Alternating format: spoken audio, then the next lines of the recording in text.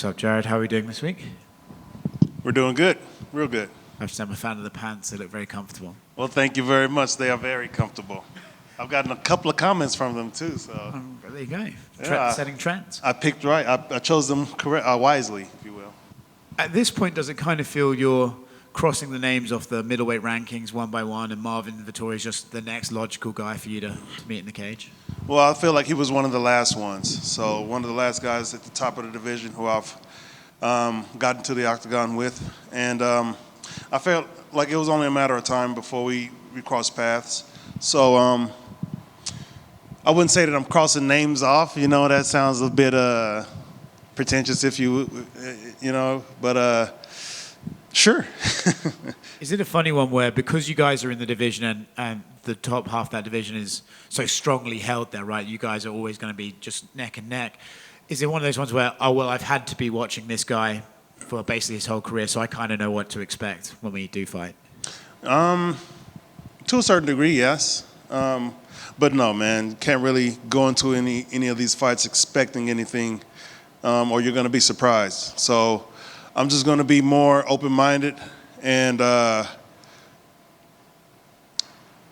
just be more open-minded, prepared for anything that he brings. I'm going to leave it at that. Okay. Yeah.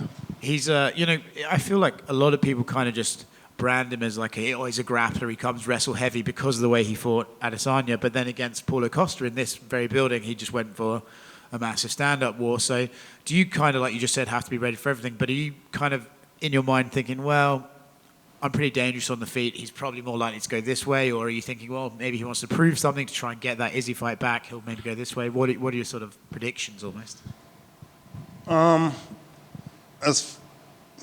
would say a general consensus is the guys are going to want to try to wrestle me unless they're just stand-up guys, you know. So, but who knows, you know. Like, again, I'm not going into this fight with any expectations except for me performing to the best of my ability and getting that finish. That's what I'm going for. So if he does want to grapple, it'll be to his detriment. Anybody who's ever tried to grapple me, if he's watched my fights, it's been to their detriment, you know. It hasn't been easy to hold me down. And it's going to be damn near impossible to get me down now because I feel like I've grown a lot in that area. And you may even see me take him down, to be honest. I'm sure he'll love hearing that. He's a kind of a fiery character. What do you make of him as a personality? You know, I remember when he fought Israel, his press conference was wild. He seems like a guy who kind of switches pretty quickly. Do you make much of him as a personality? He is who he is. You know, he's got all the confidence in the world in himself, and rightfully so. You know, he's put in a lot of work. He's been in, like you say, he's been in the top of the division for a long time. So, you know, I ran into him yesterday. A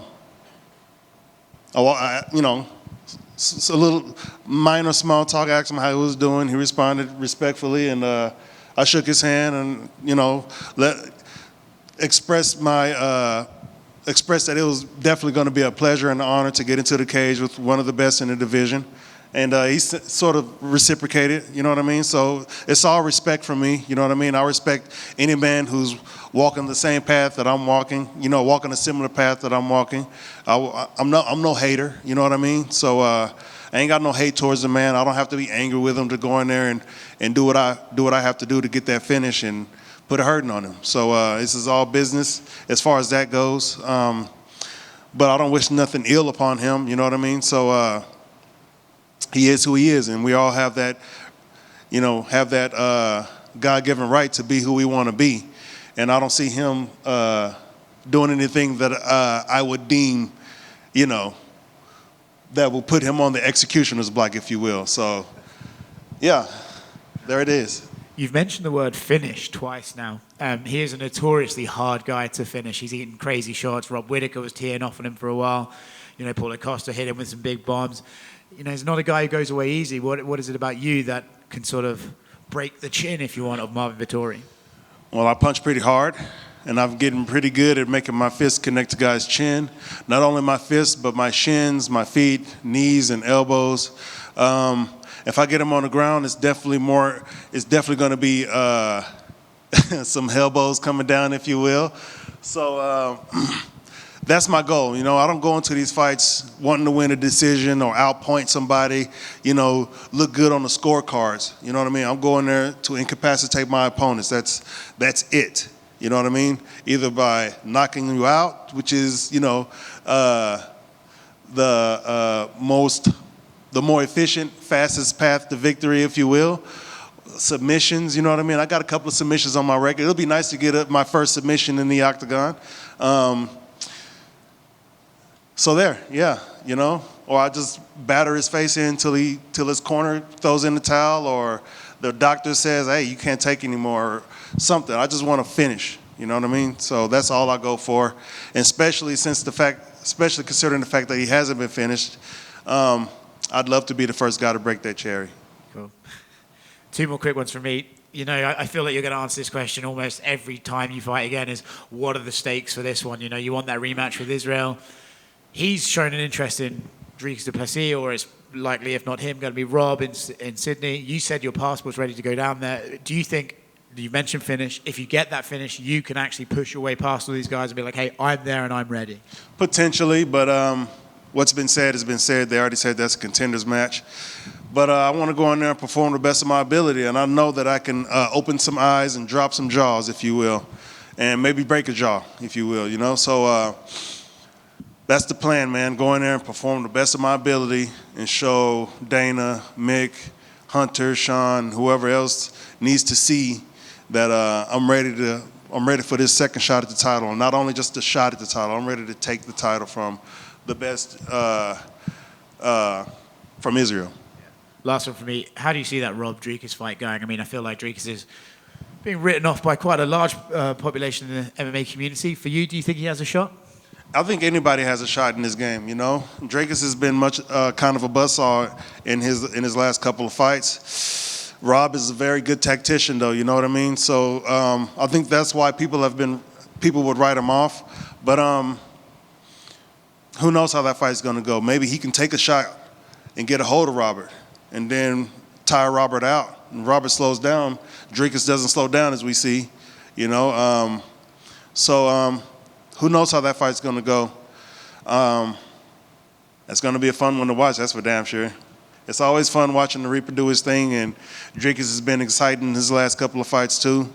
Other than that, you know, I'll just be watching as a fan and have that professional vested interest as well, you know. So, yeah. Hey, Jared. I just wanted your thoughts on Israel getting his belt back at UFC 287 by knocking out Alex Pereira. Just what were your thoughts? Did you expect that? Like, just everything. When watching fights, I try not to go into any of these fights with any expectations. I hold true to the fact that I've said, hold true to my statement that these fights can go anyway. You know what I mean? All of us here at the top of the division have a very good chance of getting the win. You know, so.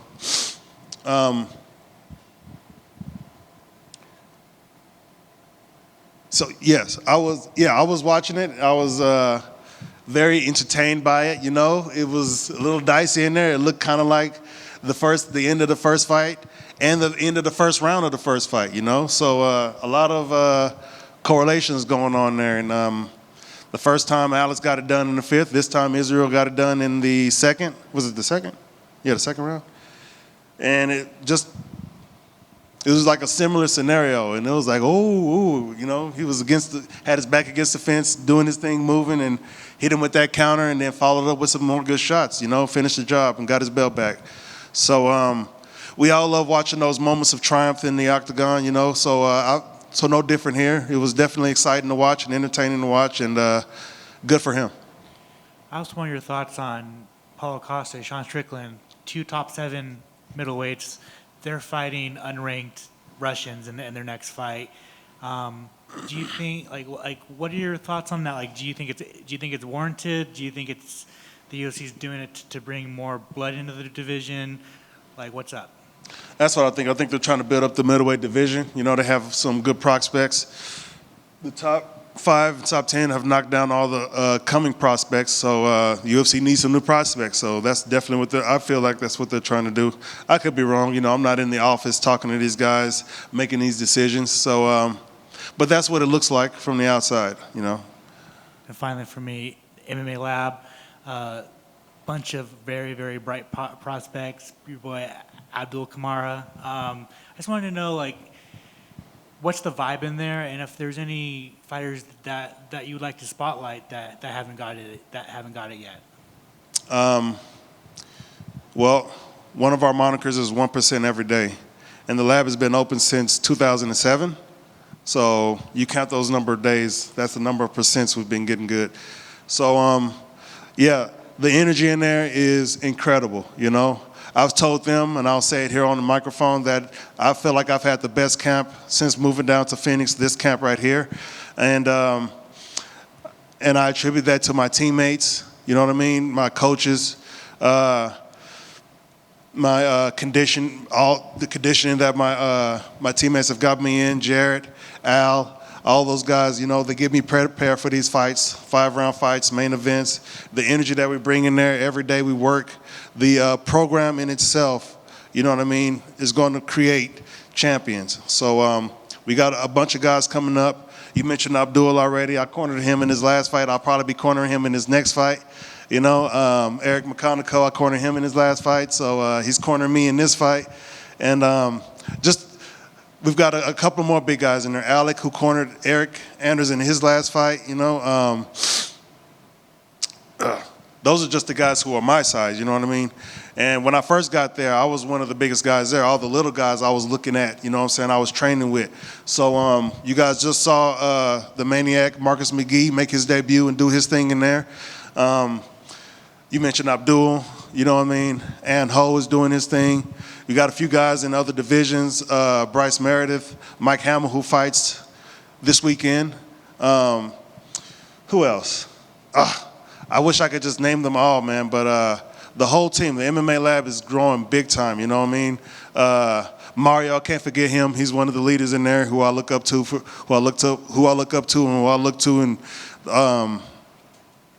Kyler is doing his thing, you know what I mean? I get good rounds with him. Talon is in there. I get good rounds with him. Caleb, who gave me some good rounds this go around.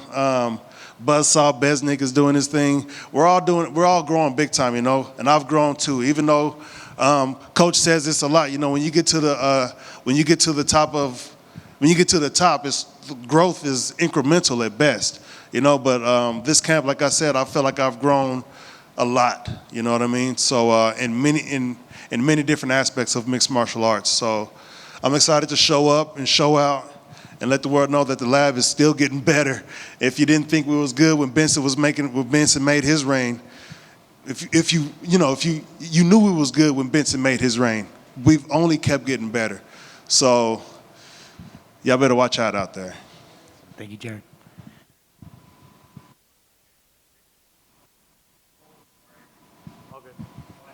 You got me? Oh, perfect. I want to talk about your preparation a little bit in this camp. As you know, Vettori is a very well-rounded fighter, and just like you talked about watching the film and how you can grapple with the best of him, you can strike with the best of him. How have you prepared differently for him rather than an Adesanya or a Strickland? I wouldn't say I prepared differently. I prepare for the best, and I prepare to make myself better, you know what I mean? Only time I start changing things up is when we get a name and we start implementing, hey, this is what we think can work against this guy. But nothing's changed. I've only made, just been more, consistent in my training. I've grown. That's the only difference. I've gotten better. You know, my grappling is much better. My striking is much better. My conditioning, my physique is going to definitely be better. You guys will see that when we come time to take these clothes off and flex in front of the cameras. So I'm just better, you know what I mean? It's nothing different, just better. You know, we're already doing the right things. So ain't no point in changing that. You know what I mean? If you're on the right path and you change directions, you're going to make yourself harder to get to the goal, right? So, and there are no shortcuts in this game. So we show up, we work hard, and come fight night, we're going to show out. Jared, over here. You expressed your thoughts on Israel's triumph over Alex Pereira at 287, but were you a bit disappointed Pereira did not retain this title as he hasn't faced guys like you and Vettori yet? No. I can't say that I was disappointed, you know. I was happy when he won the title, happy for him, you know what I mean? Congratulations to the man.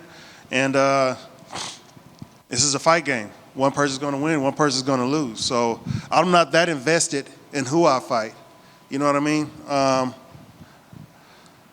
Again, Rogan said it at the end of the weigh-ins when I fought Israel, saying that he's the final challenge. And I said, no, he's not the final challenge. I'm the final challenge. I'm only working on myself. That's the only reason why I'm doing this, so I can be a better me. Not to fight any of these guys and be better than them. They don't reside in here. They don't reside there. When I look inside, that's the challenge that I'm trying to overcome right there every day. They don't go home with me. They don't, you know what I mean? They're not the ones saying, wouldn't you rather play the video game than go to the gym or anything like that? You know what I'm saying? These are things that I have inside of myself. They're not the ones saying, oh, you're tired, you should just quit, you know what I mean? Those are the voices that you have inside of yourself. So that's the challenge, you know what I mean? Not them, it's me. So the idea of fighting him would have been exciting, you know what I mean? I'm here to fight whoever, but I'm here to fight the best. So he is one of the best, and the potential is still there. He's still in the UFC. I fought at light heavyweight before. I get the title at middleweight. He gets the title at light heavyweight. Maybe we'll do the double champ thing. That seems to be the popular thing that everybody's doing, and that would definitely help solidify my name in history. So yeah. And assuming Israel remains champ and things go well for you this weekend, how would you approach a fight with Israel differently rather than the first time? Better. You know what I mean? When we fought Israel the first time, we started working on things, and I've just kept developing it. So it's been a year now in development. Things that I've ingrained in myself, not just new things that, oh, we should try this, nothing like that.